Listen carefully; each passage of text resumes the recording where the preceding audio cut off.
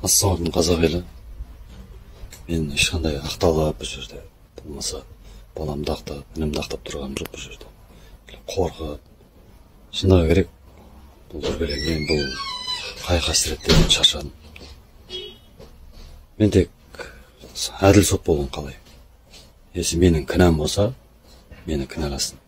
Бауырым кінәсі болса, бауырымды кінәласын. И мен баламды өлтірген адамды әділ жазаға кесілсін. Бірақ қазақ елінен сұрайтын, тек қазақ елінен сұрайтын. Мен ақты ақ, қараны қара деп келген жігіттерге де барлығына айттым. Менің баламның жарақаттарын да жасырмақшы болды. Мен ештеңеге таң қалмаймын қазір. Сол үшін өтініп сұрайтын. Ешқандай митингі көтеріліс болып, мені қаралап, менің отбасымды қаралаудың қажеті жоқ. Если сол мен баламды өлтірген адамдардың әкелері ер азамат болса, менің алдыма келер еді. Тиктокта, болмаса Инстаграмда үлкен кісілерді алдыға салып қойып, болмаса үйге әйел адамдар жіберіп, бүйтіп бұндай дүрбелең болып, бұндай әңгіме бармайтын едік. Сол себепті мен айтатын. Біздің президенттен сұрайтын, министрден сұрайтын. Менің отбасыма тыныштық беруін, және де отбасымды бұл Алматы қаласынан аман есен алып шығып кетуім керек. Қалған жағында ол сот созылатыны мәлім, айдан анық. Маған келіп жатқан адамдар да, кетіп жатқан адамдар да, менен интервью алып жатқан адамдар да, мен тек осы адвокаттарыма, заңгерлеріме сенемін қазір. Оларда да бала шағасы бар. Осындай жағдайлардың бәрінде болып жатыр. Сол себепті мен шыны керек, өзім үшін қорықпаймын ешқандай. Атып кетсе де, пышақтап кетсе де, соттатып жіберсе де, сол үшін айтатын. Тек отбасымның амандығы керек.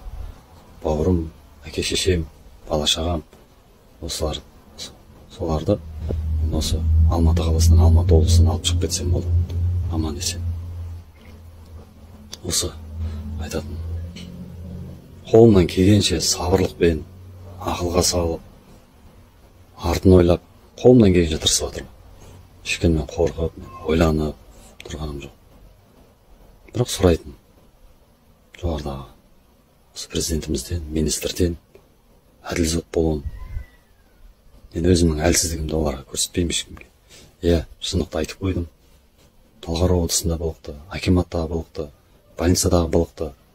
Сол үшін өлтіретін болсаңыздар да, менің бауырларым, ата-анам көрмесін. Ататын болсаңыздар да, мені жоқтап жыламасын дейін. Ал менің қылмысым бар екен, олар пышақпен келді. Мен енді о жерге ұрышқа ұстап шықпайтын шығармын. Болмаса қағаз алып. Мен жалбарынып, жалынып сұрадым олардан. Қолдарынан алдым.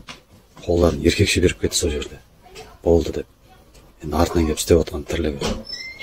Менің отбасымның, біз сол жерде, мен Шерзат Нұрғанат болды. Біз қан төксек, айтсаңыздар болады, қараласаңыздар. Қан төкті бұлар, қан ішер деп. Мен қан төккенім жоқ, қан төкпеймін де. Неге десеңіздер, менің басында болып жатқан жағдай, менің қарындасым, әйелім, анам қалай жылаған көрсеңіздер, сол кезде түсінесіздер. Сол себепті айтатын. Ешқандай анау, қазір соғыс жоқ, бейбіт заманда ана жыламау керек. Әжелер жыламау керек. Білсеңіздер, анам, әкем деп жылау, ол бір бөлек. Ботам деп жылаған деген, ол вообще басқа әлем. Сол үшін айтады, қорықты, үркіді дейміз.